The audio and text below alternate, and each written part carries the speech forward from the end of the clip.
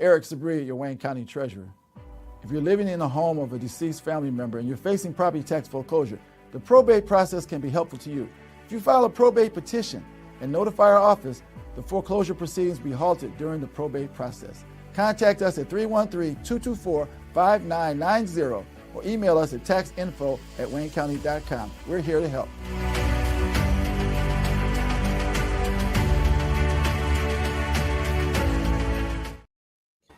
Good morning and welcome to another episode of The Week That Was. I'm Saeed Khan, back in the country, so thank you very much for coping with my absence. I thought I was talking to TSA.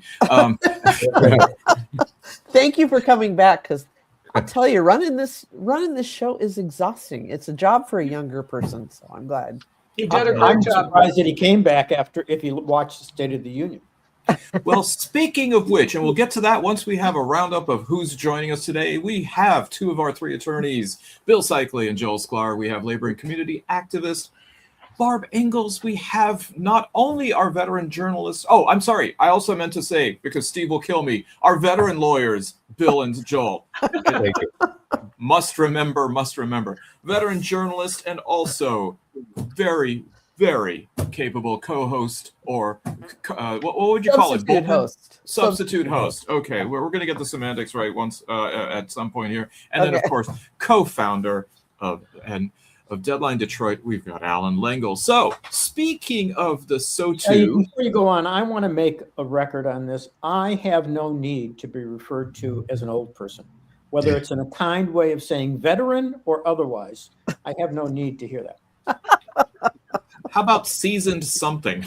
How about journeyman? I like that. Journeyman lawyer. That's, I'm weathered. Wasn't journeyman just slightly above apprentice level in the also an apprenticeship to become a utility player. You never could stick with one team, like Ray Euler. You're bouncing around, hitting like 190. Rusty Staub, I think, was also called one. But once you become a journeyman, you're fully qualified. So I think so. So what band was once known as the Journeymen? I have no idea. Who were they? No. Was it the Beatles? No. The Stones? It's got to be one of the classics. Well, actually, there was a band called the Journeymen that had Scott McKenzie in it, who was, of course, known for singing the iconic 60s song San Francisco Flowers. If you're going that's our thing. That one, yeah. There you go. Okay. So if you know that, then why are you not veterans? Hey, by the way, Steve Fishman has joined us, and he doesn't mind. And in fact, he wants to be known as a veteran lawyer.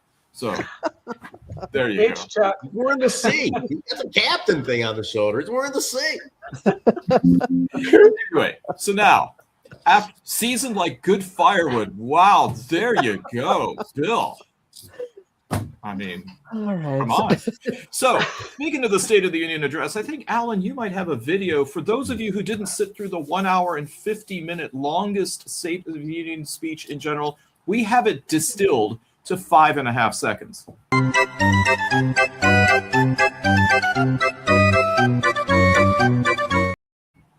There you go.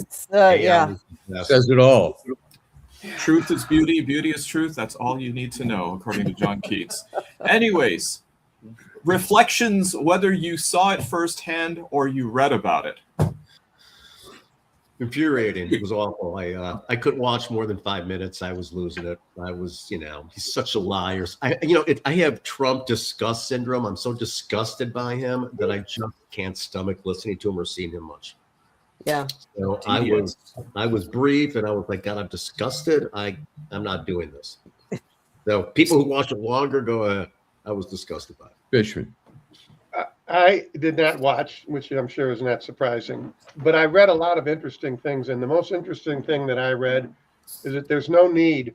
I don't care which party is in power. I don't care who the president is. There's no need for a State of the Union.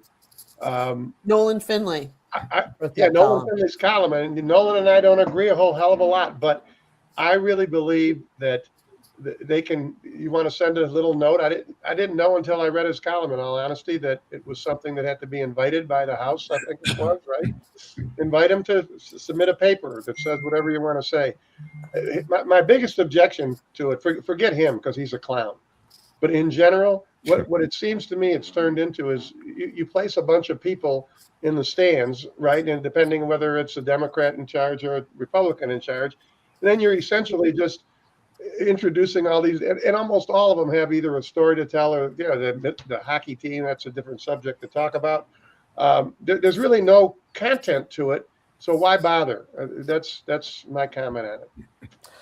And Steve took the words right out of my mouth. I read Nolan Finley's column and I said, broken clock, correct twice a day, and that's how I feel about it. It's like it's been, the State of the Union has been going in that direction for some time, Yes. but it figures that the clown president would take it to the absolute apotheosis of ridiculousness, and and giving the dumbest people in the world something to talk about. Well, he'll say kids are like, anyway, but he'll say he's the bestest clown ever. So I mean, when you're dealing with superlatives, right? So Bill. Sorry, Bill. I mean, it's quite all right. Look, I happen to agree, which is very uncommon with Nolan on where it is. I don't agree on the result. I think that there is a place for the State of the Union. I think it has become absurd, and I guess I oppose throwing the baby out with the bathwater. I do think that it would be a good idea to come back to some semblance of rationality. Look, it's not that I would blame, I don't agree with Rashida Tlaib on a lot either, but I don't blame her or Omar for screaming at Trump. I don't think I could have sat through that without doing the exact same thing. But I don't think that's a good look for the country. I didn't think it was a good look for the country when it was the Republicans doing it to President Obama. Marjorie Taylor Greene, though. Marjorie Taylor Greene started it. I mean, she's the poster child for this behavior, right? So what I'm suggesting is that we either need to give up on this great experiment and find something new, or we need to come back to some semblance of what this republic is supposed to be about. I wish I knew what was going to happen. I'm probably not going to be here for the conclusion, but that's my view of it. say fair. Barb, you must. I'm sorry, Alan. Go ahead. I just think watching it.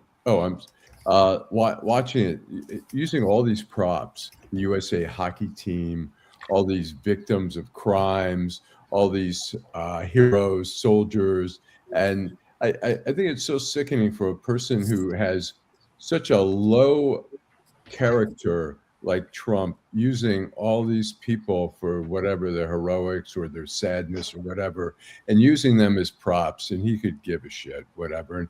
And I have to say, I mean, people say, oh, it's great unifying, showing the USA hockey team there, but you know what? They would have been more heroic had they not shown up, including the Detroit Red Wings' Dylan Larkin, who was there. I mean, something's going on here in this country, and to just accept it and say, yeah, we're all about unity here. Here's a guy who's calling the Democrats names and people yelling back. This isn't about unity. It was disgraceful. The whole night was disgraceful. I thought the Boritz report hit very well when he said if you took out all the nonsense in the State of the Union, it would have lasted 17 seconds. and I happen to think that was right.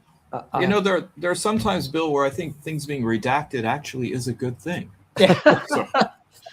Well, I don't think this is not this theater, and I think that's what Allan was really referencing. This was theater. This was a production. This was a TV show. It wasn't a State of the Union. The State of the Union part of this could have lasted 20 minutes. The rest of it was all this theatrical nonsense, to be honest. It was like the Oprah show. Like you're getting a medal, and you're getting this. And The Oprah show's a lot better than that, Alan. Go apologize to Oprah. yes. Isn't it interesting? No, she gave us Dr. Oz. She gave us Yeah, no Dr. apologies Phil. to Oprah. Yeah, Dr. Phil, I exactly. believe, all sorts of I didn't say the Yeah. fallout wasn't terrible, but Plus, if it was really the Oprah show, he would have been throwing out McDonald's cheeseburgers into the audience. Well, did Nice you cold see? ones. That's what he fed the hockey team. Yeah. Which I find this. I mean, this started with what, a college sports championship. He had him to the White House, and he served him all this McDonald's fast food, right?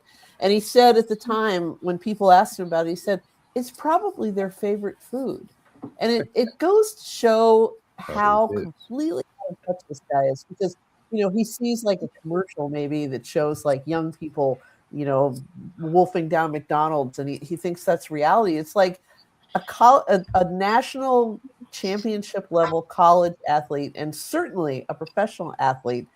They're elites. It's like they eat training table diets. I mean, they don't eat this fucking hot garbage that you and the other thing is, fast food has a shelf life in minutes, and you could even say seconds. It's like if you don't get those French fries in your mouth within 3 minutes of them landing on your tray, they're going to be awful. And for him to, I'm just astonished by this, how out of touch. But I'm sure that they were approved by both contrast Robert Kennedy and the nominee for the Surgeon General. I'm sure that they were. I'd like to contrast that, though, with what happened to the women's hockey team. They got dinner with Stanley Tucci. They got an Italian feast with a famous star and Italian cook. He's a great cook too. Yeah, he is, and you couldn't get the smiles off their faces. I think you guys are being too hard. I think that Trump had a choice. He could either go and talk to whoever's in charge of protocol at the White House, or what he probably did himself is he watched Forrest Gump and he saw that Forrest Gump drank 8 Dr. Peppers in the movie and figured, you know what, maybe this is what should be on the catering menu. So, Nancy, I think he was thinking this was a great treat because that's his favorite food. These are a few of his favorite things. Yeah. The pictures of them with the ketchup packets. So that was like ketchup packets, ice cold fries. Barb. Now remember, he saves the bottles to throw against the wall. So you got to use just the packets.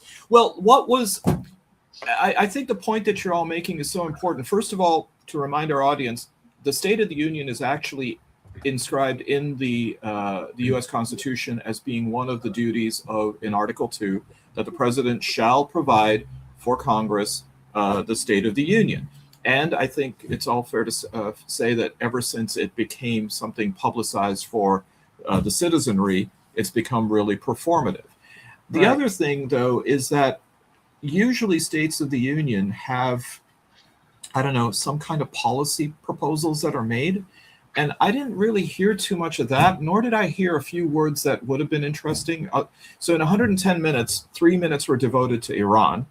And as we speak and as we go to air, the United States has told all American citizens in Israel to immediately evacuate. The UK has pulled its staff out of its embassy in Tehran. We have 2 carrier groups in the region, one whose toilets are overflowing. So maybe once they solve that issue, that's when we know that there's going to be a strike. China wasn't mentioned at all, nor was his new crowning achievement, the Gaza Board of Peace. So not too much on the foreign policy thing. And I guess maybe the tinsel has moved away from Greenland. I didn't hear him talking about that. But what about the idea of policy or its absence in the speech? See, that's the same thing that I was saying before, that there isn't any reason for these guys to, let's set him aside. That's what I'm really thinking about. Forget him. I don't know that there's any reason. I don't think any of them can avoid this performative way. This is the way that society is now. A lot of times we really kind of expect that things are going to go back to the way they were, that JFK is going to give an address that says, ask not what the country can do for you. I mean, those days, as Steely Dan would say, those days are gone forever, over a long time ago. Yeah. And I just don't see any reason to continue having this performative stuff. At the very least, I don't believe the president should be able to introduce anybody, have anybody in the crowd that you can introduce and make that part of the speech. If it's supposed to be the State of the Union, what does that have to do with the State of the Union? You tell me. And then goading the crowd about standing or not standing. Oh, that. Yeah, I would agree with Steve. I think it ought to be the State of the Union. But I don't know how you put these restrictions on it. I don't know if you can get the genie back into the bottle.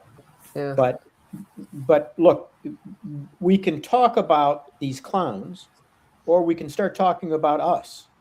And the fact of the matter is that this is what we're getting, almost exactly what we asked for. Mm-hmm. I saw a guy online, and I couldn't believe this. I had to look him up to make sure this was serious. He was holding up a sign that says, "I voted for Trump. I'm getting exactly what I wanted. Like if you agree." And he had thousands. Look at that! Wow, magical. You got thousands of likes, and it was amazing to me. We're getting what we asked for. And until we demand something different, I think this is what we're going to get. I think you're right, Steve. If you're talking about the fact that we're stuck with this guy, I agree. But I think we're past that. I think I'm telling you, I've had to do it myself. We have to recognize that the society as a whole, having nothing to do with politics, the society as a whole has moved way past what people of our vintage understood to be the way society's supposed to be. There's no way to explain the popularity of some of the things that are popular. I mean, the fact that they call themselves, quote, influencers, that's a job, influencer, that's insane. The fact that people sit and stare at their phones all day long, whether it's young ones or older ones, this society, we cannot pretend that we are living in the normal society in which we grew up, or even the one of the 80s or the 90s or the 2000s even. This is a correct world, and I think that we should stop, all of us in our dotage, since we're all veterans, right, Barb?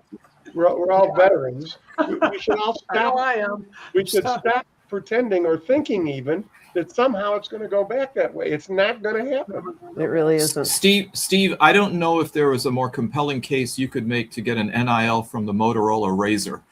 So precisely, exactly. Well, we have Trump making sure things don't change. Trump's desperate to prevent Democrats from winning back Congress in November, not because he wants Congress to do anything, but because it would be bad for him. At a Republican policy retreat yesterday, President Trump issued this warning to his party. You got to win the midterms, because if we don't win the midterms, it's just going to be, they'll find a reason to impeach me. They'll find a reason? They're not going to have to work hard. Looking for a reason to impeach Trump is like looking for Waldo in a book called Oops, All Waldos. I want to go back to what Steve just said, because I think that what Steve said is important. I have long thought, especially when I was watching, because Joel, I did watch the entire State of the Union. It was it was difficult. It was very hard. But I was looking at the Republicans and I was thinking to myself, how do they think history is going to look at them? And it may be that Steve's right. It may be that history is going to look at them and say, look, this was the new America. This is the new us. I hope not. And I'm not talking about social media and all that other stuff. I'm talking about how we govern ourselves and who we choose to govern us in a republic. We, the voters, aren't taking it seriously enough. And I don't think that necessarily has to do with the other changes in our society. Well, just socially, I agree with both of you, but it seems to me that we're not necessarily regressing. We're just so stuck and we're so stagnant, and there seems to be, as Nancy said last week, there seems to be such enormous despair. And so, what will change things? And again, this democracy is going to evolve or devolve as it does. But socially, maybe we've had it too good. Maybe people forgot what it was like to be sick, to have polio, to have measles, to have mumps, to have whooping coughs, all these god-awful diseases. Maybe people forgot what it's like to send their sons to war. I never got drafted. My generation, I was born in 59. None of us got drafted. We had to register, but nobody saw war. Maybe we forgot about all those things, and we've had it too damn good. We were, at the time Trump took office, and maybe even now, we're the wealthiest or we're the most powerful country in the nation. Our cup runneth over. And we are manufacturing issues for reasons that I don't quite understand, but we're manufacturing issues that are divisive for purposes that go way beyond, my understanding of why we're doing it, power, money, whatever it may be.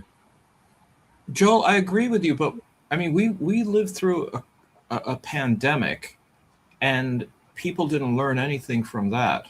I mean, so we had this opportunity to learn what it felt like to be sick, to have loved ones in distress, and yet everything just simply became politicized and everything became polemical.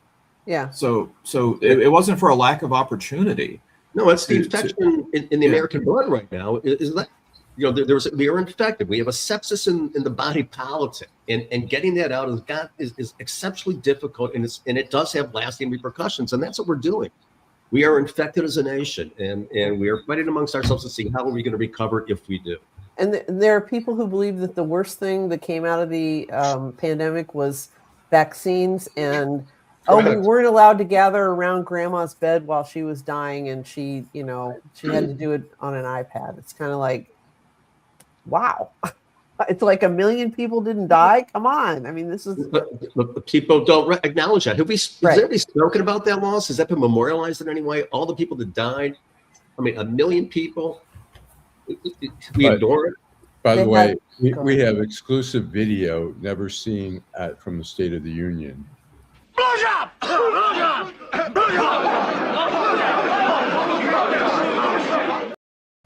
I have to say, Al Green with his sign was my favorite moment of that.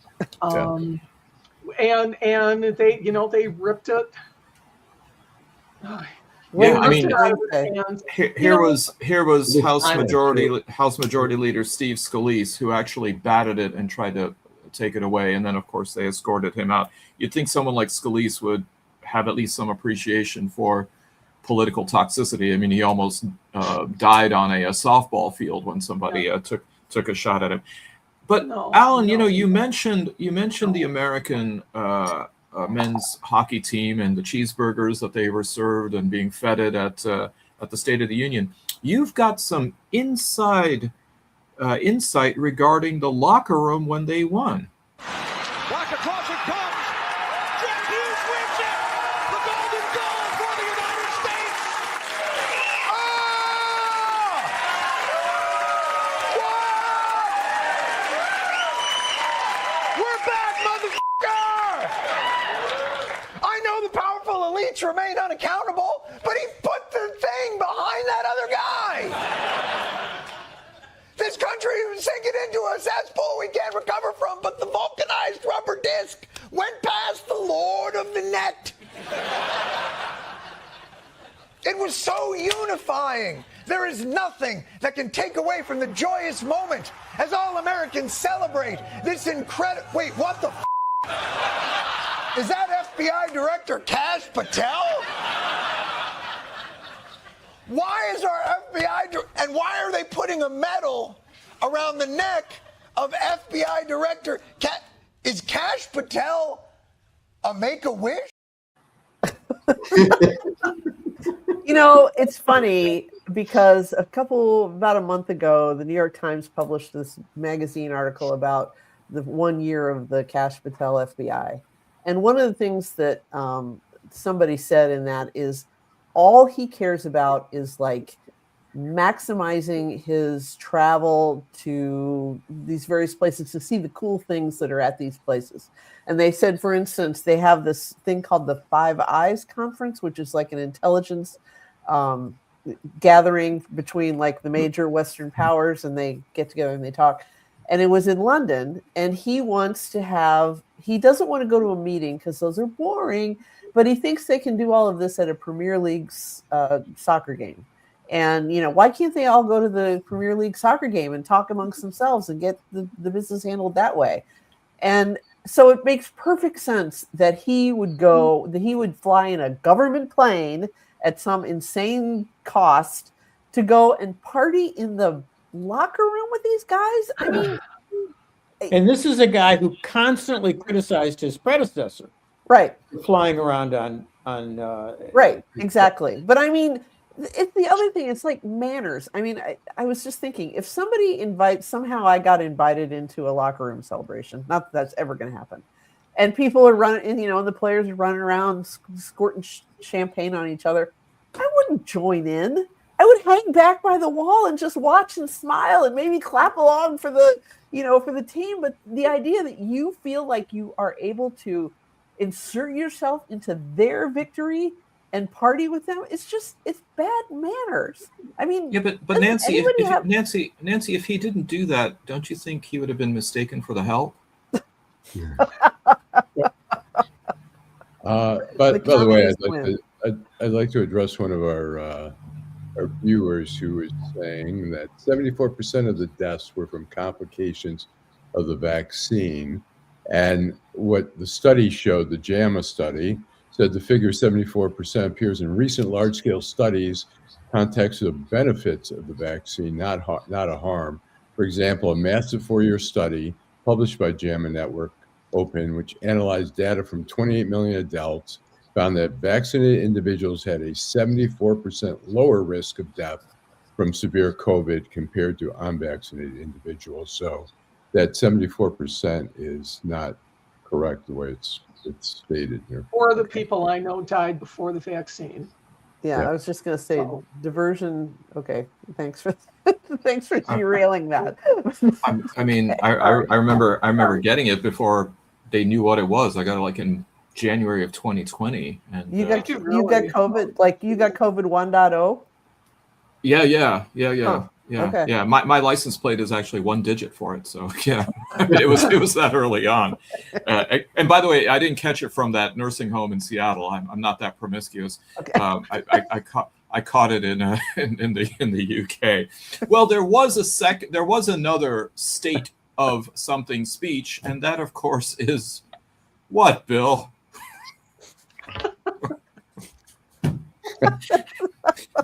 there was another speech, and that was, of course, here in the state of Michigan with Governor Whitmer giving her last State of the State speech. Did anyone watch that one? I watched part of it, but okay, couldn't get into it. Any thoughts other than her mic drop moment at the end? I did not see. I watched most of it. I mean, it was so nice in contrast to the night before, where it was just a shit show. And here it's like she turns around and says, "Oh, I'd like to thank Speaker Matt Hall, who's Republican, for this bipartisan bill on roads."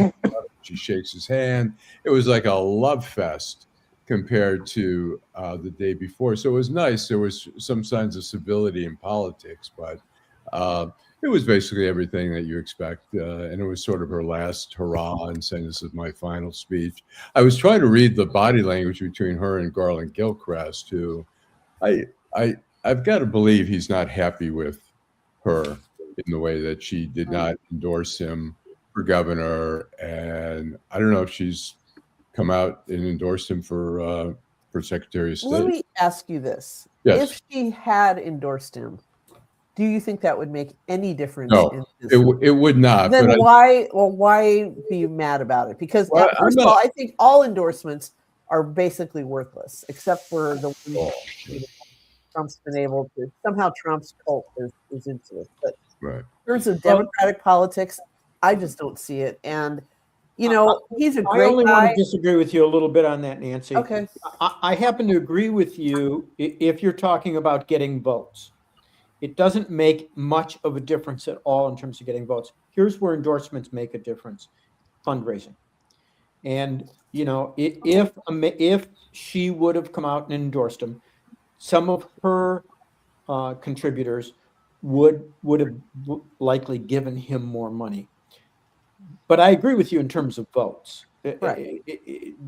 Those days are well behind us. And money can obviously sway voters. So yes and no. I mean, I don't go and see, oh, look who endorsed this guy. I think I better vote for that person because I like the first person. But even organizational endorsements have less impact than they used to. Right. I mean, the lieutenant governor doesn't have much of a job. I mean, and Gilchrist is a great guy, but he didn't distinguish himself as lieutenant governor. It's hard. It's a hard job to do, to distinguish yourself, not necessarily to be lieutenant governor.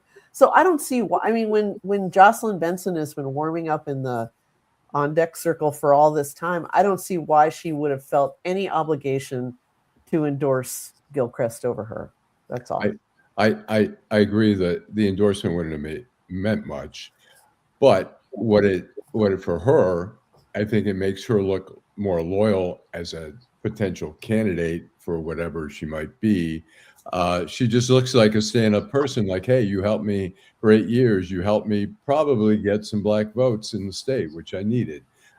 You helped me. You were standing by my side the whole time, and now, I'm not gonna. I mean, I don't think it would have cost her that much to endorse him. I think it would have been more beneficial to her than to him. But I think the loyalty factor. It's nothing to do. I agree with you in terms of he didn't distinguish himself. It's hard as a lieutenant governor to really stand out, and particularly when the governor doesn't help you.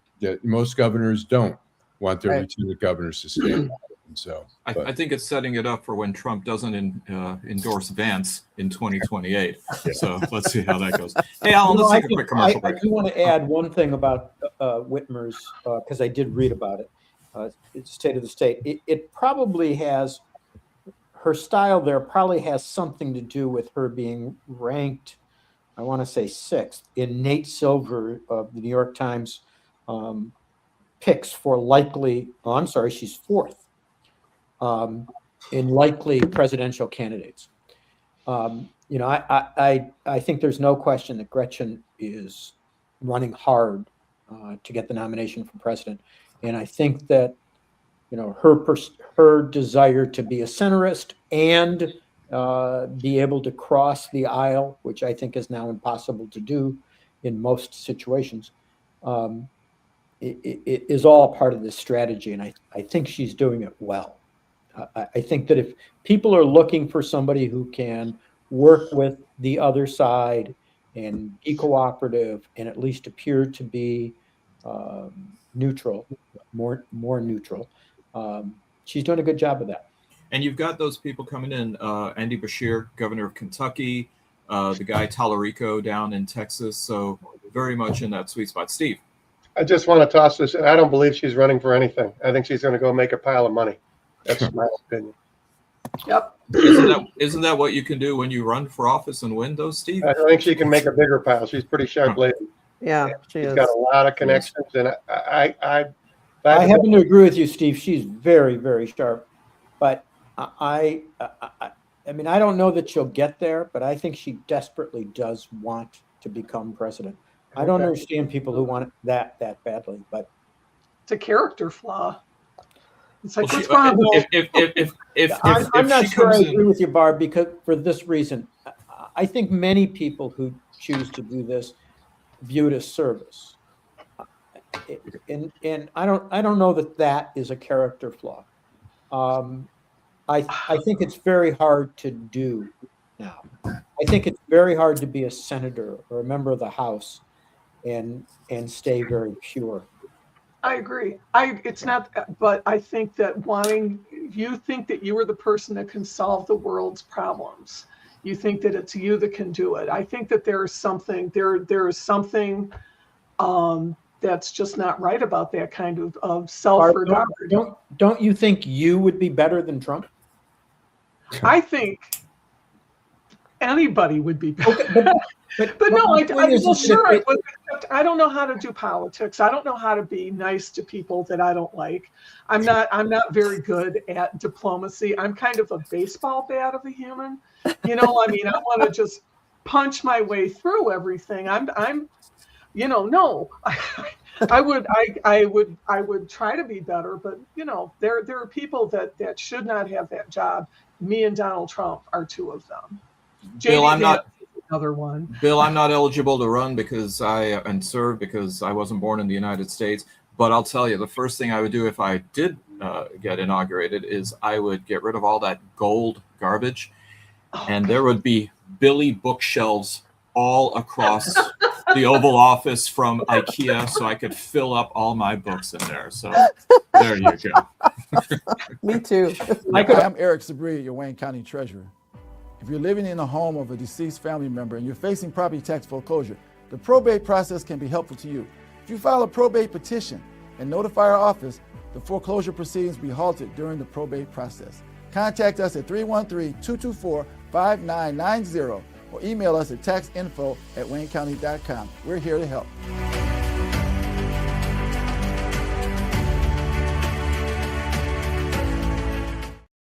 Well, speaking of endorsements, I don't think there could be a higher endorsement than a president endorsing you to be a member of the Supreme Court of the United States. After all, being nominated is a very august and very small group of individuals. And did anyone notice at the State of the Union that, first of all, there were only 4 of them that were there, but the president walked right past one of his nominees, Amy Coney Barrett, who voted against him in the 6-3 Supreme Court decision that said that his tariff scheme, at least from the invocation of the law and the provision that he used, was completely wrong. And so now all of that money, supposedly, is going to have to be returned.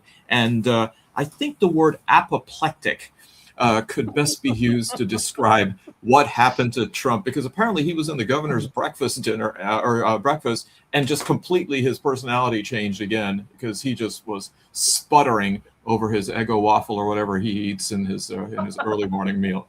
So he gave us a good band name though in his spluttering, Fools and Lapdogs. That's Fools like and Lapdogs. Yeah, Fools and Lapdogs. Great band name. So there you go. No, I don't know who said that Brett Kavanaugh, you know, might come through as a reasonable justice, but his opinion on this was terrible. I mean, there is no argument to be made that tariffs are not a tax. There is no argument. There's no rational argument, which is why I wasn't surprised that Alito and Thomas voted that way, because they don't care about what the law is. But Kavanaugh, that was disgusting. That was simply disgusting. Well, we know, Bill, he clearly didn't give up beer for Lent then. So, Allan. I think Amy Coney Barrett, I have the most faith in her as being, even though I think she was misleading during her hearing about Roe versus Wade and stuff, I think she is capable of being intellectually honest, as opposed to Alito and Thomas, who are incapable of being intellectually honest. Right. They're disgraces on the Supreme Court. When that ruling came down 6-3, I guessed automatically. I wasn't sure. I thought maybe Gorsuch might be the third, but I knew for sure it was Alito and Thomas. Actually, Gorsuch's opinion was pretty good. Pretty good. Yeah. Steve. Better than pretty good. Gorsuch's opinion, to me, just in the way he wrote it and what he said, he made it pretty clear how the country's supposed to be run, how the rule of law is supposed to prevail. And he wrote a lot of it in regular English, which is what I really like. And I think that the response from Trump and the fact that no Republican senators had anything to say about him calling the Chief Justice and Justice Barrett and Justice Gorsuch, the names that he called them. I mean, think about that. Their families should be ashamed of them.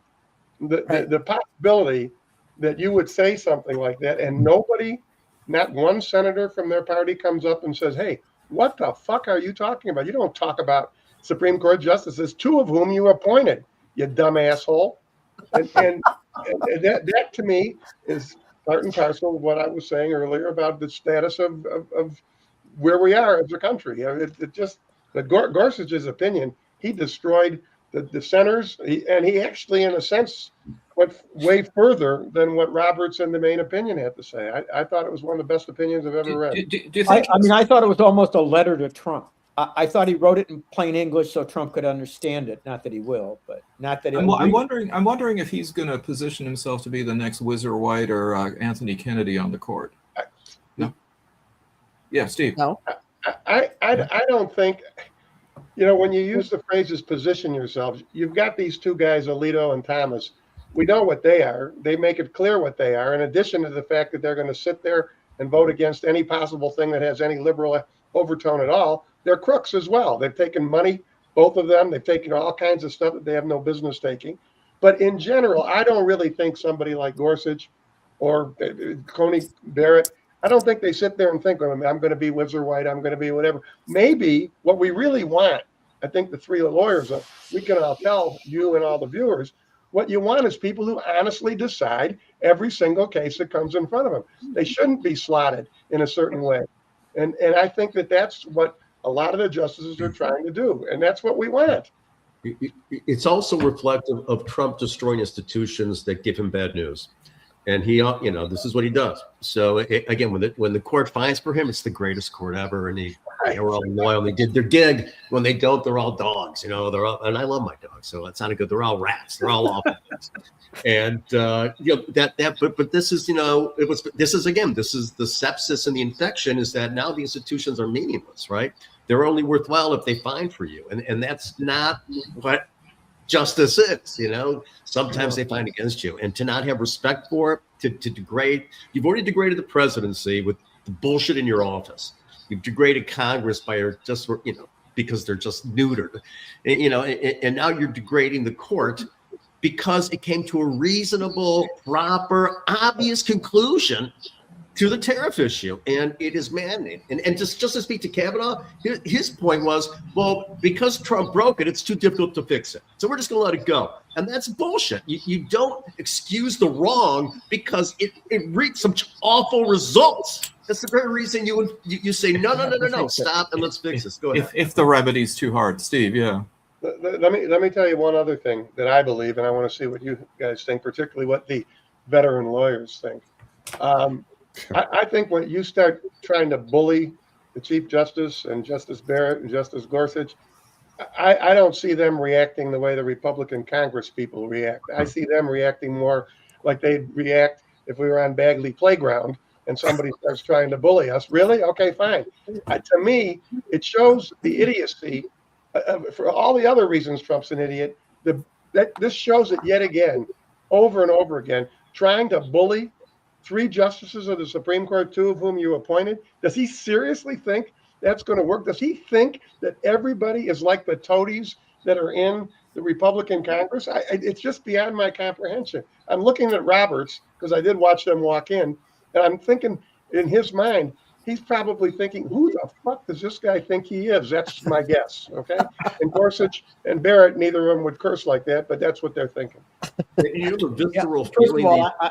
I'm sorry. Go ahead. Real quick. The visceral feeling that I know the 4 female justices have, they have repulsion for him just like everybody else. They feel that, and I believe even maybe not the 2 on his side, but everybody else that has a visceral, intuitive response to. If you're a human being, you do, and it's going to be one of disgust, disapproval. When he says for the justices who are going to really, I think, reaffirm their autonomy. This is a guardrail moment, right? This is a moment where the Supreme Court actually did the right thing. Now we're going to have the 14th Amendment issue about birthright. I think they're going to make the right decision there because the Constitution is painfully clear. It says person, doesn't say citizen. It's obvious. So I think this bodes well. And I think his reaction to them only will give them more of a spine because he can't do shit to them and fuck you is, I think, how they're going to respond. Though, you know what? I mean, it's going to present some real serious problems in terms of traditionally, the Supreme Court makes a decision, the executive enforces those decisions. Mhm. Who's going to be enforcing these decisions? That's going to become problematic. But I want to go back to what Steve said, because I think he asked the right question. I don't think that, I think these guys are above holding grudges. But I do think that it's going to push them toward really looking at the issues more carefully.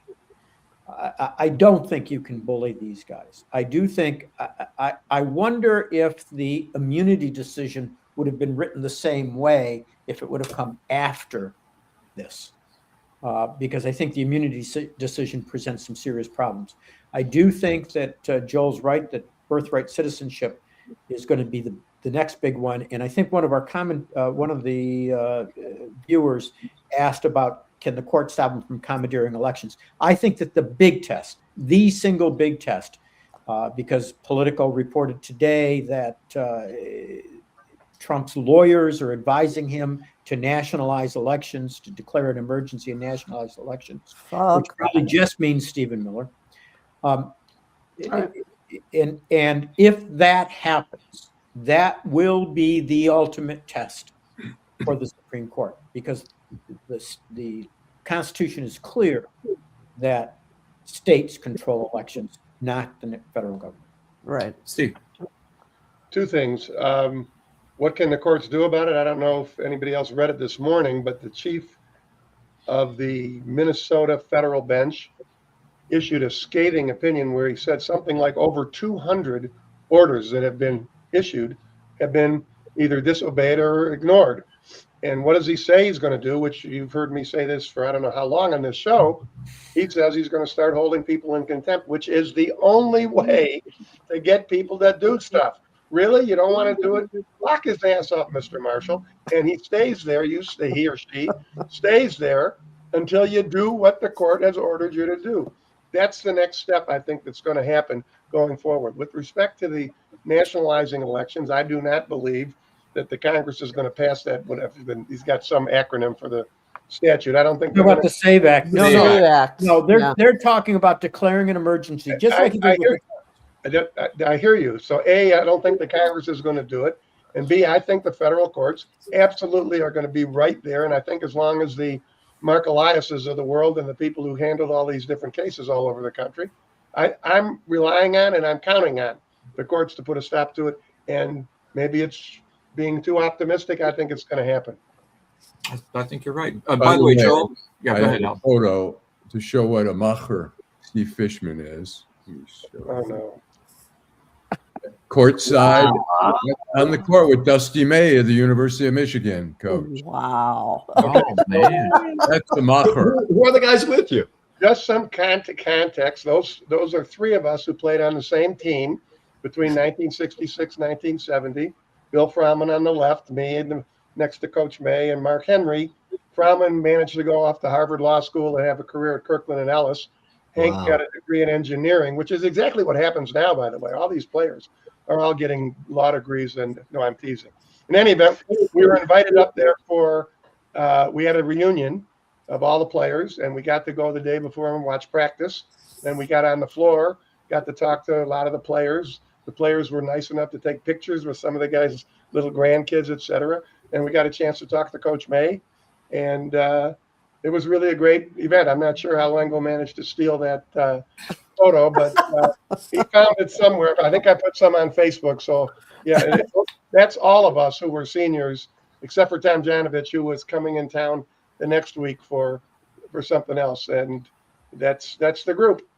Wow. Isn't Rudy T getting recognized in Hamtramck or something? That's right. What happened is when we were young, they had a field called Copernicus, and we all played outside on the metal nets, of course, and some of the best players in the area played pickup all the time outside there. And they decided to name, I thought they were naming Copernicus after him, but what happened is the Hamtramck High, they built a new high school. In fact, my son played against them when he was in high school, and they named it Rudy T's Court at the new high school. They also have the Hamtramck Athletic Hall of Fame there, and I can tell you something. If anybody wants to see how many great players of every possible men and women, all sports, you ought to go up there and look at some of the players that went to Hamtramck to high school, because it's astounding. Wow. By the way, Joel, you know your diss on Rats. You know who really loved Rats enough to write a song about it? Michael Jackson. Ben. Willard.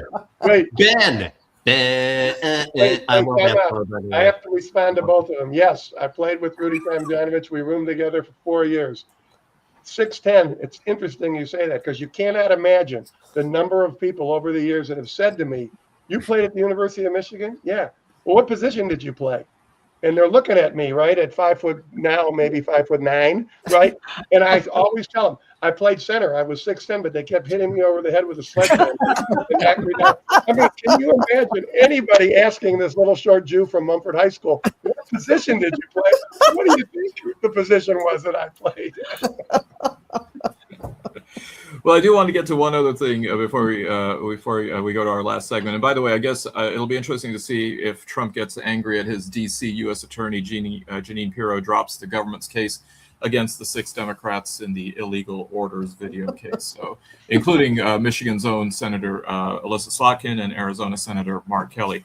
Tucker Carlson goes to Israel and takes an interview with American ambassador to Israel, former governor of Arkansas, and I guess still present father of the current governor of Arkansas. But this is Mike Huckabee. And Huckabee actually says the quiet part out loud and says that Israel should take over the Middle East, basically from the Tigris to the Nile. There were no filters. So he's a settler now, huh? Was it the Euphrates? Okay, sorry. Okay. Jesus, somebody write that down. I corrected Saeed. I'm sorry. Okay, you know what? Because I thought the Tigris is further east, and I thought Israel wanted more land. I mean, sue me for being wrong about that one.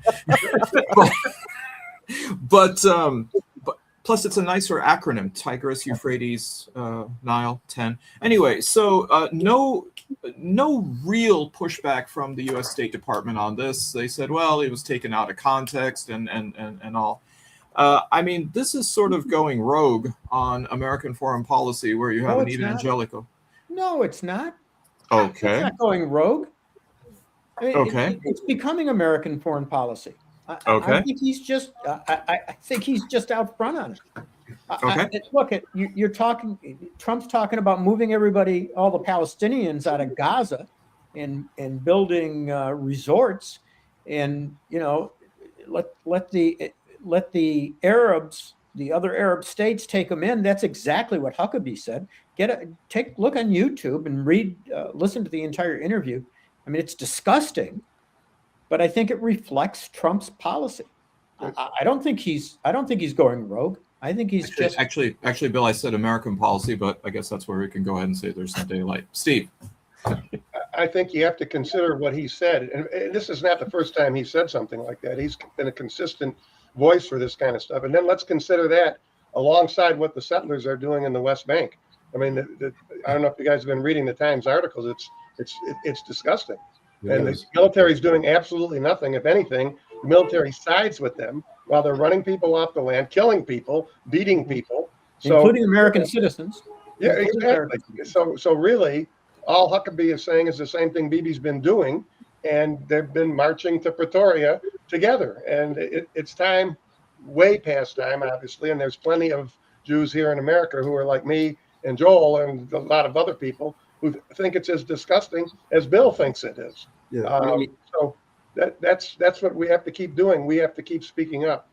There was recently in Israel, just to make a comment, there was of a 14-year-old Palestinian boy who was left to die, essentially surrounded by soldiers. There was a video that came out a couple of days ago. And, how do you reconcile that? I can't. I think it's a reflection of an ethos that's in Israel right now toward the Palestinians, and it's terrible. And it's something we have to be mindful of, because this whole crisis has kind of gone to the back burner. We had its moment. It is something that we cannot forget about. When I saw that, it reminded me of Minneapolis a few weeks ago. It did, absolutely. It's how do we devalue people so much, and it shocks me. It shouldn't, but it does. All right, Allan. I was in Israel in 2022 in December, right before Netanyahu was going to take office, and you could feel the tension. There There was 2 explosions at bus stops, some terrorist attacks. First time in 6 years. The Arabs were saying this is horrible. He hates us. And you could just see trouble coming. And the idea that Israel thinks that it can just take over the West Bank and that everything will be fine, that they can get rid of everyone in Gaza and everything will be fine, is just being so short-sighted. We've seen it. Israel went up to Beirut in East Beirut in '82 to try to get rid of the Palestinians. The Palestinians spread out. They came back. It's not a problem that you stomp out. And in the Netanyahu government, and particularly the fascists that are supporting him in the fascists in his cabinet, are making aggravating things. And it's just taking, I mean, they're already too far from the peace table of really reckoning what should happen, but they just keep getting further and further apart under this. So. That they do. Let's go to the last segment then, Alan. Downtown Detroit, Robert Wells, Schmuck of the Week. All right, Bill, since you're the farthest away from us, I think you should go first to manage that. Which is good because I gotta get out of here. Mine's easy for me this week. It's Stephen Miller, one of my favorite villains. He had a Twitter rant right after the, I don't know if any of you caught this, but he had a Twitter rant right after the State of the Union, going after all the Democrats who refused to stand when Trump tried to bait him. And there was some commentator, John I can't remember his name, that got into this debate with him, and they kept on going back and forth for 8 hours. And I'm reading this and I'm thinking, why doesn't this guy just state the obvious? And finally, this is what stopped Stephen Miller.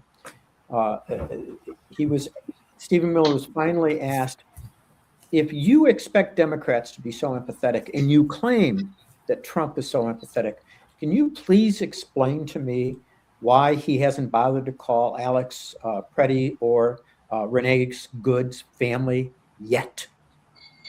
And Miller just stopped. No response. What a schmuck.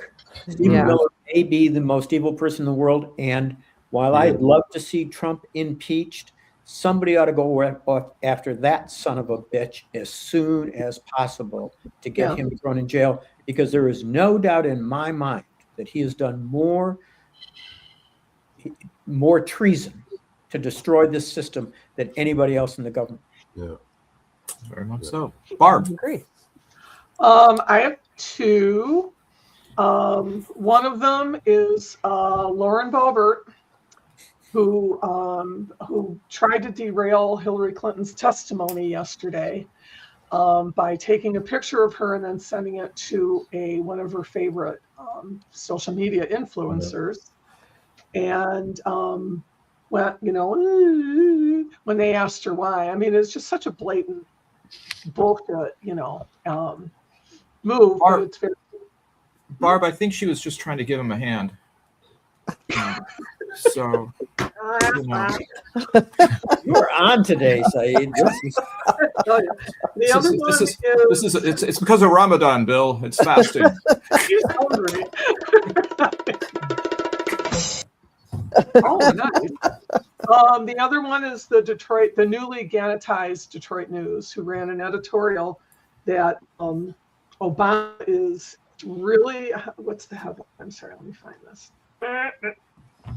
He had a lot of nerve talking about decency because his presidency was so divisive and so racist and so constantly. Who wrote that? Was this an unsigned editorial or is it a column? No, it's David Harsanyi. That's the guy. Oh, that guy. He's like, they run him in the news too. He sucks. He sucks ass. Of course he does. And this to somebody's giving him the ink. Yeah. Sure. Right. That's the problem. This is right. This is to me, this is the hands off. This is what the Detroit News is going to be. Yeah. As long as it remains. Yeah. Is this right-wing frothing dog And oh, by the way, I was thinking there's a new name for you guys. How about Council of Elders? With I was thinking about it. I think that's good. Bill with the Buckeye salute. Joel. Yes. Okay. I got a couple. First, but when Trump asked that question about safety of America or the invaders, his oath actually said the Constitution. Crazy as that may be. So actually, his first obligation is to the Constitution and to uphold it, which he has completely not done. So that's pretty important. My new or not so new, but my schmuck is going to be Kristi Noem. Not because her DHS left another guy to die on the highway, a blind man. That's one reason, but that's beyond schmuck worthiness. Apparently, she fired her pilot because she left some sex toys on a plane or drugs in a purse. And first she said it was a blanket. Oh my God, it's my favorite blanket. I'm 7 years old. It's 3. I need my blanket. Then they found it wasn't a blanket, and her and her lover Corey Lewandowski. So there was the real problem was they had some playthings going on in there, and she's. I have not read this yet. This is hilarious. Corner, no, it is. Like a mirror on top and a big heart bed. Yeah, she's going all out. It's a little tiny hot tub. Hey, Joel, but it was like, what a fucking schmuck. Forget Patel. He's like born schmuck. His name should be Schmuck Patel. I mean, it's just. But her. Joel, was there a box on the bed next to it that takes quarters? That's so nice. Oh God, this is so great. Yeah. Okay. Steve. My schmuck of the week, I thought for sure we'd be talking about her. Mine is Casey Means. I guess I should call her Dr. Casey Means because she has a doctor's degree, who is now our nominee for Surgeon General. Are we kidding? Yes. Did you guys follow any of the things that she talked embarrassing. about? Forget the things that she isn't willing to say she'll do, vaccines, just about her background. Could you believe it? Yeah. I tell you one thing, where was she in the 60s and 70s? Because we had a lot of drugs for her that she would really, really enjoy based on the way she described her drug use and why she was using drugs. It sounded like, LBJ took the IRT while on LSD. I mean, are you kidding me? So I suppose the real nominee would be anybody that would nominate her. But Casey Means, I thought we'd gotten to the bottom of the barrel, but this one here, she's not look of the week. And she's not a real doctor. She's not Nancy. I'm going to step in behind Barb and nominate all of the GOP members of the House Oversight Committee who were participating in this ridiculous, closed door hearing with Hillary Clinton and I guess Bill Clinton today. If they really wanted to know about Jeffrey Epstein, they would ask the First Lady who actually knew him and was friends with him. And that's the one who can currently be found in either her New York apartment or Mar-a-Lago, but certainly not in the White House because she does not need to do that anymore. So anyway, it's you want to know about Epstein, talk to his buddy Melania. So that's it. All right. Allan. I was just thinking of Melania. There should be like a Green Acres song where she goes, "New York is where I died." Selling his diaper. I do anything to get away. Yeah, except for 5 members who did not go, the USA hockey team, for being a prop for Trump. It's like you could argue and say, oh, it's for unity and stuff like that. We're beyond the point of unity here with this guy. This guy is just using people as props, and they should have stood up for something. They would have really been heroes in my mind. Keep in mind, it's possible they're all MAGA themselves. So it's possible. I mean, I don't know. Dylan Larkin grew up in Waterford. I don't know what, but he was there. He could have. People in a lot of Detroiters would have been very proud. Although Michiganders are, I'm sure there's a fair amount of MAGAs. But and the other person, as Nancy just was James Comer for running the Oversight Committee and the sham that's going on. And right now, what's missing? I saw on CNN they were arguing over the pages that are missing from the Trump file about the teenage girl who accused Trump of sexual assault, and one of the MAGA guys who was a radio show or something argued and said, well, maybe it was a mistake that they didn't release it all. And then somebody said, well, they can correct that mistake. But they will not. Oh. Yeah. All right. Well, I've got three quick ones. One is the Israeli Delta passenger from JFK to Tel Aviv who faked a heart attack. They had to land a plane in Shannon, Ireland, send in the whole EMT there. It turned out not to be a heart attack. It turned out that he was being deported from the United States for having either entered illegally or overstaying. But way to go ahead and ruin it for the other 268 souls on board that you're going to go ahead and do that. The Israeli Knesset for giving, actually, the Knesset's not the Schmuck. The Schmuck is Prime Minister Narendra Modi from India for accepting with great glee a fake medal, according to Haaretz, called the Knesset medal, which is probably up there, of course, with FIFA's trophy that they gave to the Peace Prize, the FIFA Peace Prize to Donald Trump. And so I don't know who's got whose nose further up the kazoo than Modi does to Bibi, but clearly there's no more room for Trump to be up there either. But the schmuck that even eclipses them is MAGA influencer Ian Miles Cheong, who through quite a bit of research from the Netherlands now believes that headphones are turning people or men gay.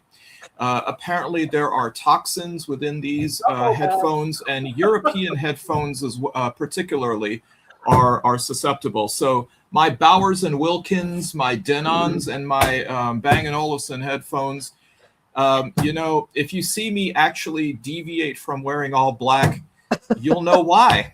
So. I got bad news for virtually every man at my gym because they're like, I mean, everybody's under those things. Everywhere you go. Excuse me, but trying to figure out what's more offensive here. Not that there's anything wrong with that. Headphones are turning people gay, and that's derogatory. I mean, Jesus Christ. Gay people don't have a right to be gay? I mean, what the hell is going on with us? Well, you blaspheming didn't help there, Bill. Taking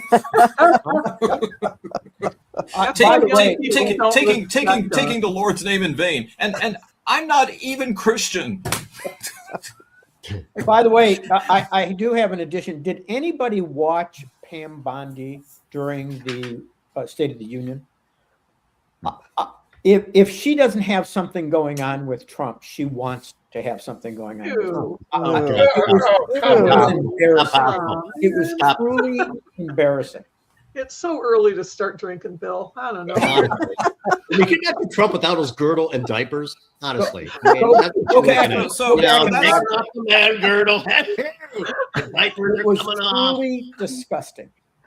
All right, you guys. So that's the other thing. An hour and 50-minute speech, and Vance and Johnson didn't move either. I mean, these people have some marathon bladders, because I would have had to have taken a break somewhere in there. But anyways, thank you for joining us for another episode of The Week That Was. Thank you, Joel. Thank you, Bill. Thank you, Steve. Thank you, Barb. Thank you, Nancy. And thank you, and always with the last word, Allan. Drive home safely. Have a great weekend, everybody. Have a great week.